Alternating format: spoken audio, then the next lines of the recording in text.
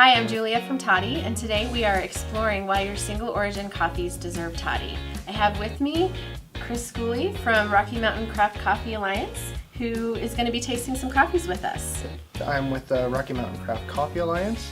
I've also done volunteer and contract work with the Specialty Coffee Association of America for over 10 years now, as well as contract work with Sweet Maria's and Coffee Shrub, the Roasters Guild, serving on the Roasters Guild Executive Council. Great, thanks Chris.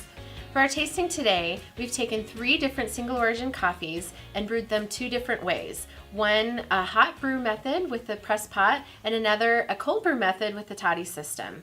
So Chris, why did you choose the press pot for this comparison? So I picked a press pot because I wanted to really look at another full immersion kind of brewing technique, similar to the Toddy, so that we're not looking at too many differences.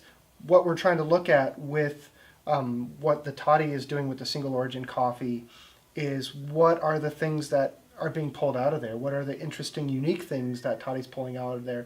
Well, let's get to tasting. So our first coffee that we're tasting today is a natural or dry process from Yergachefe in Ethiopia. So with a dry process coffee, we're tasting a lot of fruit flavors a lot of the time, but there's also a certain amount of dark chocolate or dark cocoa and maybe a little bit of earthiness, and there's some other flavors because of the sorting and processing that are kind of layered in there. It should be kind of a layered flavor experience, but the predominant one is the fruitiness and then also those dark chocolate notes.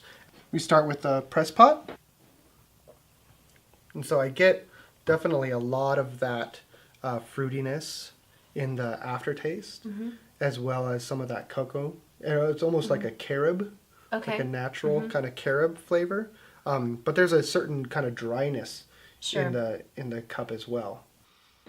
So the first thing I'm noticing with the cold brewed version is the fruit flavors are very apparent, and chocolate aftertaste lingers a little bit longer too. The main thing I see, there's a lot more of that cocoa or chocolate note in there for sure. But one thing I get that I wasn't getting as much in the press pot is that floral kind of undertone. So in a cafe setting, this would be a great coffee to offer to your customers in a variety of different ways. For example, we could do a flight of cold brew, a drip method, maybe even a shot of espresso of the same Ethiopian single origin to really help your customers understand the difference between the brewing methods. Okay, so the next coffee is a light roasted Kenya. Kenyas are, these truly exciting coffees. A lot of big, bold flavors, a lot of buttery mouthfeel or creaminess paired with bright, exciting fruits like cranberry or blackberry, or even some really potent citrus notes, as well as a lot of rich floral characteristics for sure. So let's try the press pot here. Okay. I definitely get a lot of that citrus and a lot of texture in the mouthfeel. Not so layered as like the dry process coffee, but still, a little bit of that creaminess or butteriness.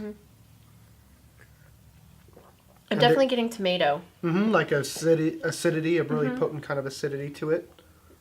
But rich like an heirloom tomato. Yeah. There's almost a savory there's almost a savory flavor there. Right. With the tomato or the brightness paired with that body. Right, but you can definitely get the citrus. We'll see how the cold brew process compares. Wow. That butteriness is pushed, is a little more caramel-like. There's a little more sweetness paired with the butteriness. Well, it's punchy.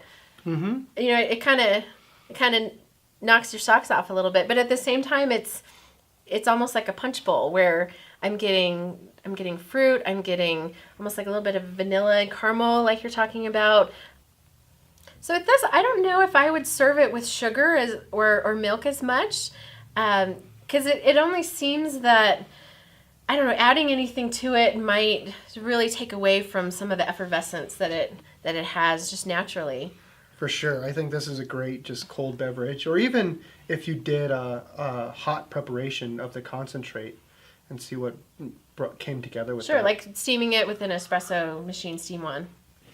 So our next coffee is a Nyamyumba from Rwanda. It's a light roasted coffee. So Rwandan coffees are really remarkable. They have some really ripe cherry flavors and some nice milk chocolate flavors, but they're not too complex, but they still have a lot of exciting characteristics to them. And what I get in this press pot is kind of what I was saying before, just a really balanced cup of coffee. Like there's still some nice, like I was saying, ripe cherry notes and good sweetness, but it's really just easy and approachable. Great, first cup of the day for sure. Sure. I'm definitely getting the sweetness, but a little bit of tanginess too. And Toddy Brewed, let's see how it holds up.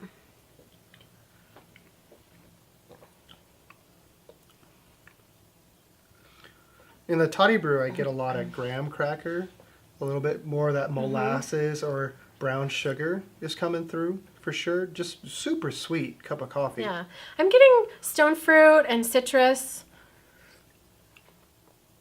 Almost as if someone squeezed a little bit of orange into it.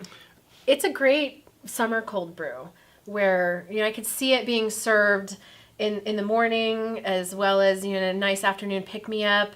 I think it would go great with, a little bit of sugar for those who like the sugar, some half and half. I think the flavors would really hold up to a variety of different treatments, based on how customers like it. It might be fun to throw in a couple wedges of fruit and serve it like tea almost. We brewed this 16 hours and diluted this as a 1-to-1 ratio. So I think this is a great strength in a small amount.